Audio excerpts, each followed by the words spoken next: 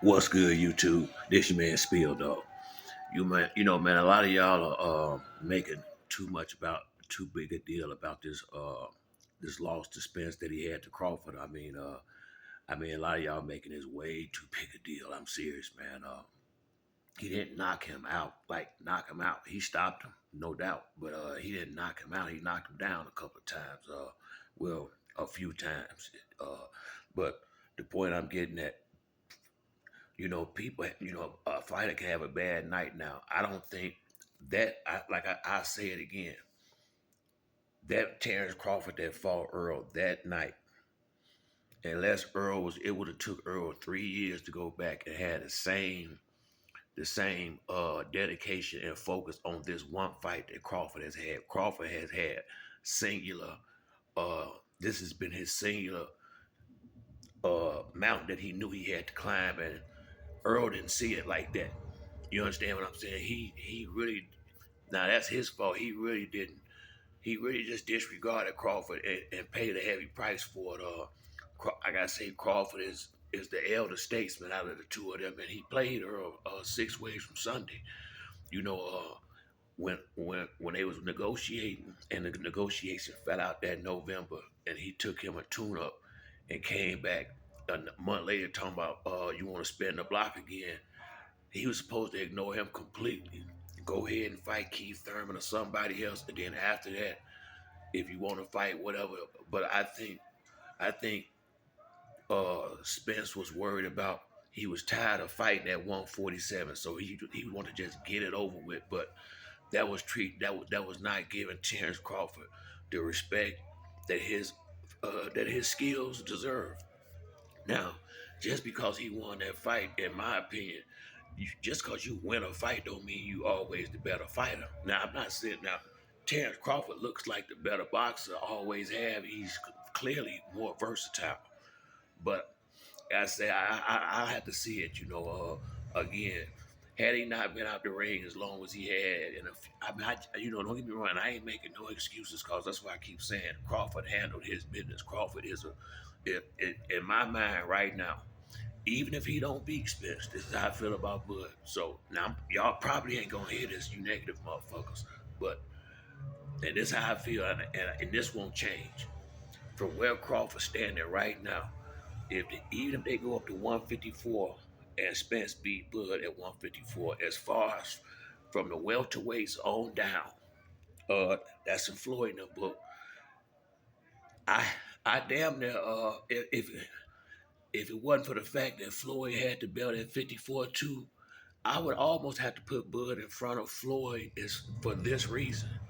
He been undisputed in two divisions now, and I'm trying to think in my mind at 35, who did Floyd fight that was under? Well, you know what, Ricky Hatton or somebody like that, but that ain't Terrence Crawford level. You understand what I'm saying? Terrence Crawford fought a young, hungry, uh, welterweight that was the three-belt champ. Now he did get him with 16 months out the ring, but as far as when you look at what Spence's record was, 28-0, and beat all these good fighters, and Crawford went in there and somewhat destroyed him.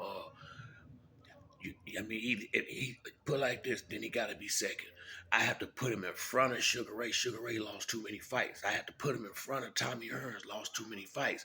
Andre Ward is a bigger fighter. Joe Calzaghe is a bigger fighter. So it ain't nobody there but him and Floyd right now. As far as from welterweight on down, that's them the top two. Period. Because everybody else, even Sugar Ray Robinson, all of them, they got L's. You can only judge a man on the era that he fought in. And I have to give Terrence Crawford his credit. Right now, this is the Terrence Crawford era, just like he said. And I ain't got no problem with being real about it. But I also think that wasn't the right Errol Spence that went in there that night. And I do know Derrick James, what I don't like, he ain't, there's two things that ain't happening. Derrick James ain't owning his part of not getting Earl properly prepared. And Bo Mack ain't getting no credit for coming up with a damn good fight plan. And Bo Mack got to get some credit for this shit too now. Terrence, they gave him the right fight plan coming out there just as well as having a better fighter that night.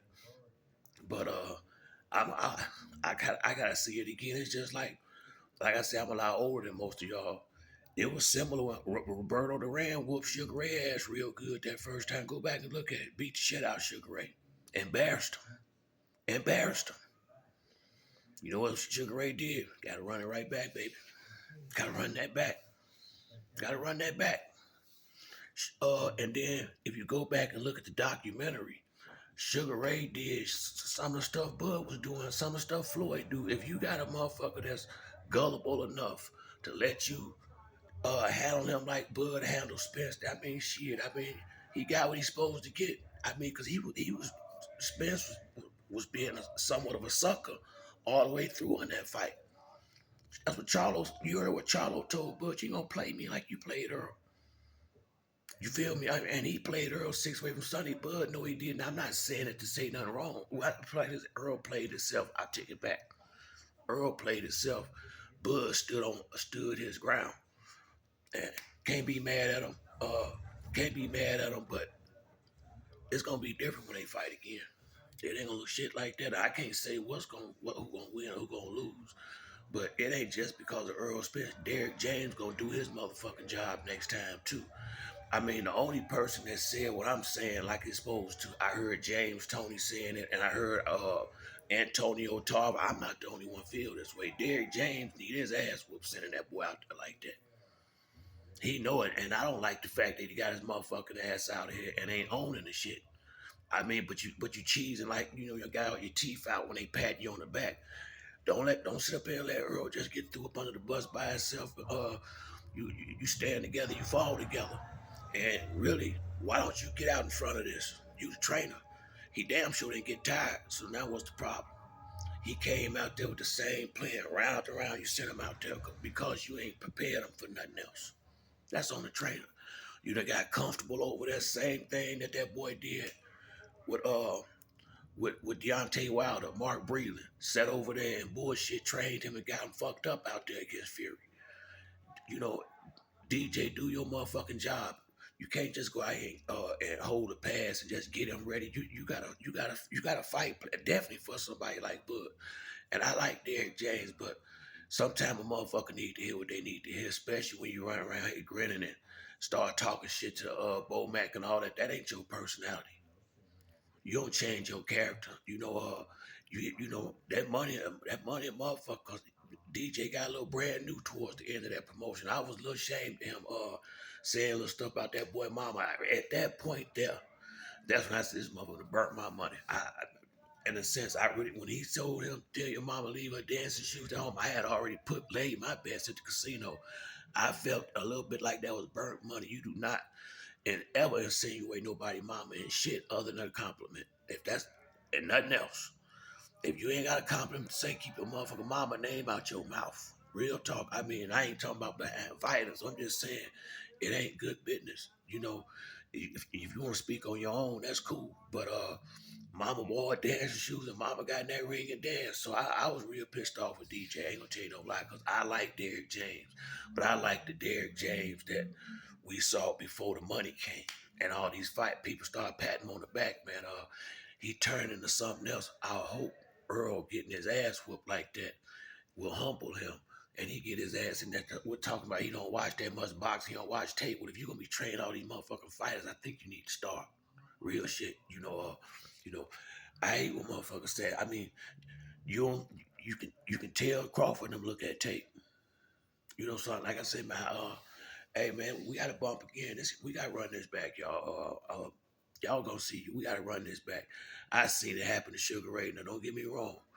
I understand what Floyd and all them saying about Crawford a little bit more versatile, but they also know you can neutralize a lot of that shit. Yeah, put like this the same way Bud came out there and took his jab away. He could came out there and took shit away too, but they ain't trained for that. It was clear. Really, after that first round, even though I felt like Earl won it, the first round, I could tell how things could have went if Crawford did just what he did. Cause we all used to anybody. That's what these men was talking about. Anyway, everybody know Crawford like to fight off his back foot and bring the fighter to him. But I saw in the first round, I said, "Damn, I hope he don't step to Spence. I was thinking that in my head. And when he started stepping to him with combinations, I felt like if Spence don't get the rock in his head and stepping inside and tying up and stepping on his foot head button, start doing a little shit to aggravate him and try to frustrate him if he don't get on that type of fight. That was the only game for that night. You had been out the ring too long. Bud was too sharp and 100% ready, and when it get like that, now you got to resort to other tactics. I'm just keeping it real. This is prize fighting. This is professional prize fighting at the highest level. I don't want to hear no shit about no motherfucker talking about somebody cheating. That's whole shit. You better get your ass out there and cheat too. You ain't cheating. You ain't trying. Sometime. This is for all the motherfucking marbles. Fuck all that. Fuck all that. It's time to fight. I don't give a damn if you kick them on accident. Show me you in this motherfucker fight. Fuck it. Let them take the point.